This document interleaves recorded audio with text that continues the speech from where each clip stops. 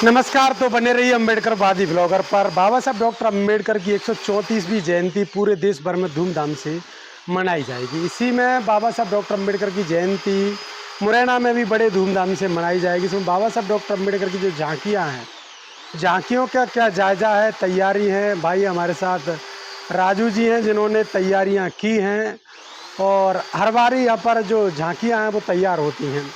तो हम बात कर रहे हैं सबसे पहले बाबा साहब डॉक्टर अम्बेडकर की उस प्रतिमा की जो कि लगी हुई है यहाँ पर और ट्रॉली में तैयारियाँ उसकी चल रही हैं। वहीं महात्मा फुले की भी है, साथ में मान्यवर साहब कांशीराम की एक ऐसी झांकी जो पहली बार हमें देखने के लिए मिलेगी इस बार। इसलिए इस पर बात करना वह ज़रूरी है कि इस बार किस किस की झांकी शामिल होने जा रही है। मेरे पीछे आप देख रहे हैं गौतम बुद्ध की भी झांकी है और गौतम बुद्ध की झांकी आप देख रहे हैं मेरे पीछे जस्ट गौतम बुद्ध की झांकी है। ये भी तैयार हो जाएगी, सुबह तक बहुत शानदार लगेगी ये और सुबह इसका नज़ारा कुछ अलग होगा देखने में। और इधर बाबा साहब डॉक्टर अम्बेडकर की भी है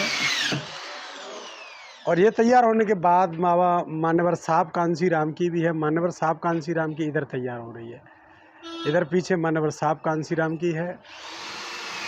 और ये सभी झांकियाँ आप देख रहे हैं कि जो प्रतिमा है वो सभी पीतल की है। बुद्ध की भी पीतल की है, बाबा साहब डॉक्टर अम्बेडकर की भी पीतल की है और अन्य महापुरुषों की जो प्रतिमा है बाबा साहब के बाद मान्यवर साहब कांशीराम की, इस बार वो भी न्यू पीतल की लाई गई है। तो ये सभी झांकी आपको कल देखने के लिए मिलेंगी मुरैना मध्य प्रदेश से।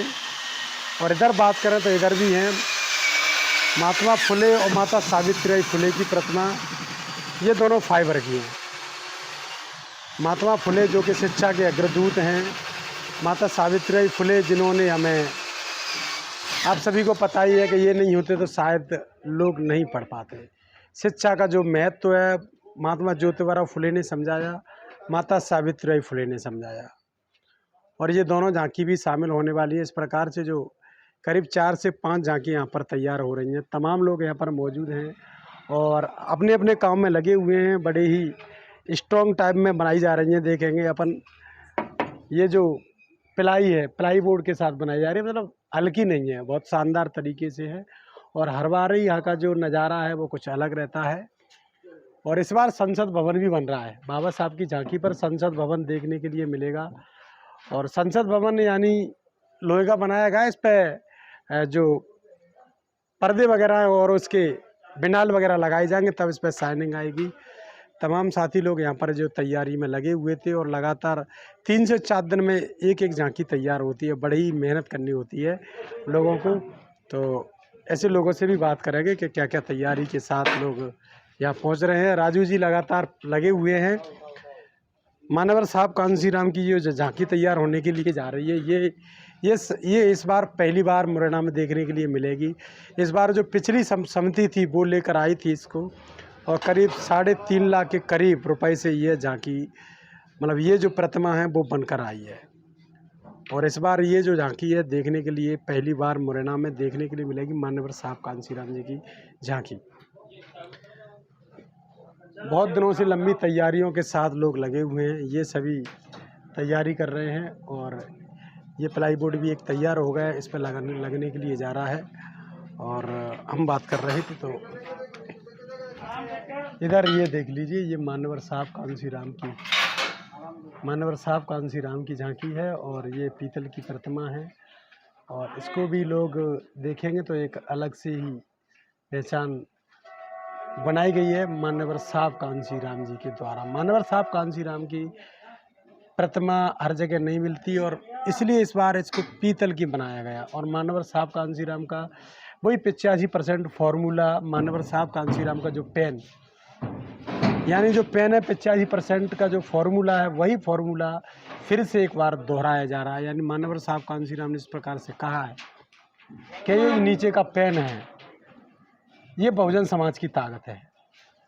और इसमें जो ढक्कन रहता है ऊपर का, जो कैप रहता है, ये कैप पहना ये जो 15% लोग हैं, इन लोगों ने शुरू से ही सत्या को हत्या के रखा है। लेकिन मान्यवर साहब कांशीराम ने एक प्रयास किया। उसके बाद बसपा सुप्रीमो बहन मायावती 4 बार उत्तर प्रदेश में शासन कर सके।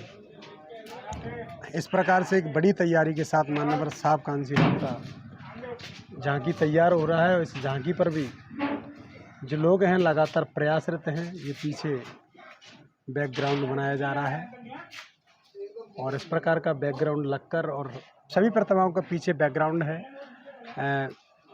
इस पर क्या बनेगा ये सुबह आपको देखने के लिए मिलेगा। हमारे साथ अम्बेडकरवादी ब्लॉगर पर अवश्य जुड़े रहें।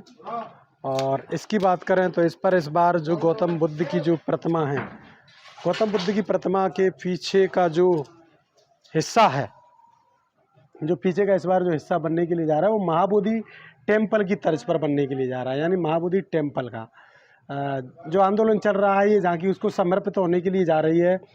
और महाबोधि टेम्पल यानी बोध गया का जो आंदोलन चल रहा है, बोध गया आंदोलन यानी महाबोधि बचाओ आंदोलन, जिसमें बुद्ध की जो पीतल की एक प्रतिमा है यहाँ पर और महाबोधि टेम्पल की तरह, महाबोधि महाविहार की तरह तैयार की जा रही है इसको भी। और यह प्रतिमा भी एक बेहद ही खूबसूरत शानदार तरीके से तैयार की जा रही है और इसमें भी बहुत ही शानदार खूबसूरती के साथ ये आपको देखने के लिए मिलेगी। कल इसका नज़ारा कुछ अलग होने के लिए जा रहा है। महात्मा फुले की आपको मैं दिखाई देता हूँ। महात्मा फुले की बहुत प्रतिमा ये जो है हमारे साथ, ये फाइबर की हैं। ये महात्मा फुले जी का जो गुलामगिरी, उन्होंने एक बहुत शानदार बुक लिखी थी। बहुजन समाज को एक बड़ा संदेश दिया था महात्मा ज्योतिबा फुले साहब ने कि जिस प्रकार से जो ताकत है बहुजन समाज की उसको पहचान कर शिक्षा रूपी जो वृक्ष है उसको आगे बढ़ाने का प्रयास करना चाहिए। महात्मा फुले की बात को जो लोग जिसके वंशज हैं वो लोग ही नहीं मान पाए, लेकिन खासकर जो बहुजन समाज है वो आजकल मानने के लिए लगा हुआ है। माता सावित्रीबाई फुले का जीवन लोगों ने पढ़ा होगा, अगर पढ़ेंगे तो आप अपने आप को नहीं रोक पाएंगे। माता सावित्रीबाई फुले का जो जीवन है, जीवन दर्शन है बेहद ही कष्टों से भरा हुआ जीवन। उस समय जब लोग पढ़ने के लिए नहीं जा पाते थे, लोगों को घर घर जाके पढ़ाया था और उस समय के जो हालात थे उन हालातों में महिला का निकलना कितना मुश्किल था। एक साड़ी पहनने के लिए लोगों को आज तो मिल जाती है, लेकिन उस समय माता सावित्रीबाई फुले जब जाती तो एक साड़ी अपने हाथ में ले जाती, एक साथ साड़ी पहन कर जाती, एक साथ में ले जाती। यानी जब साड़ियाँ गंदी हो जाती तो उसके बाद फिर से दूसरी साड़ी चेंज करके और माता सावित्रीबाई फुले पढ़ाती थी। तो ये जो उनकी जीवन कहानियाँ हैं तो ये वास्तविक हमको बड़ा संदेश देती हैं और हमें समझना भी चाहिए माता सावित्रीबाई फुले के वो जीवन से। तो बाबा साहब डॉक्टर अम्बेडकर की मुख्य झांकी यानी कल जो जयंती है वो जयंती की मुख्य झांकी रहने वाली है। तो उस झांकी पर ये है, ये बहुत कई दिनों से प्रतिमा, कई सालों से यह चल रही है और ये बाबा साहब डॉक्टर अम्बेडकर की जो प्रतिमा है पीतल की, ये भी मुरैना में बेहद कई वर्षों से लगातार यहाँ पर मौजूद है और हर बार यही प्रतिमा जाती है और इस प्रतिमा को बहुत ही अच्छे खूबसूरत ढंग से तैयार किया जाता है। पीछे ये जो तैयार हो रहा है वो संसद भवन बनाया जा रहा है। पीछे बाबा साहब डॉक्टर अम्बेडकर का मुख्य उद्देश्य यानी एक बार हमें सत्ता के मंदिर पर कब्जा करना होगा और बहुजन समाज के लोगों को भी सोचना होगा कि सत्ता का मंदिर क्या है, उस सत्ता के मंदिर पर कब्जा करना बेहद ज़रूरी है। तो इस प्रकार की झांकियाँ देखने के लिए कल मिलेंगी तमाम पूरे देश भर में। बाबा साहब डॉक्टर अम्बेडकर की 134वीं जयंती बड़ी धूमधाम के साथ मनाई जा रही है। तो बने रहिए अन्य खबरों के लिए हमारे साथ अम्बेडकरवादी ब्लॉगर पर जुड़िए। तो देखते रहिए अम्बेडकरवादी ब्लॉगर। धन्यवाद।